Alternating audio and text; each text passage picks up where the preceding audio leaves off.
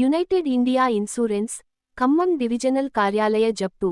United India insurance కంపెనీని జప్తు చేస్తూ జిల్లా కోర్టు తీర్పునిచ్చింది. 2019లో కోదాడలో తమ కూతురు, అల్లుడు రోడ్డు ప్రమాదంలో మరణించగా దానిపై ఇన్సూరెన్స్ నష్టపరిహారం ఇవ్వలేదని కోర్టును ఆశ్రయించిన బాధితులు కోర్టు బాధితులకు నష్టపరిహారం ఇవ్వాలని 2021లో తీర్పునిచ్చింది. ఇన్సూరెన్స్ కంపెనీ చుట్టూ ఎంత తిరిగినా తమకు నష్టపరిహారమివ్వకపోవడంతో మరొకసారి కోర్టును ఆశ్రయించిన బాధితులు కోర్టు తీర్పును లెక్క చేయని ఇన్సూరెన్స్ ఆఫీస్ను అటాచ్ చేస్తూ జిల్లా కోర్టు తీర్పునిచ్చింది. దీంతో జ్యుడిషియల్ డిపార్ట్మెంట్ అధికారులు United India insurance Khammam divisional కార్యాలయాన్ని జప్తు చేసింది.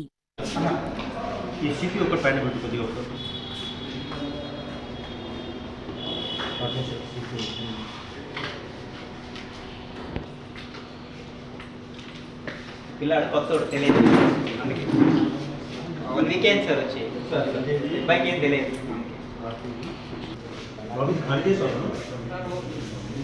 బాబు బాబు అండి అది ఖాళీ సార్.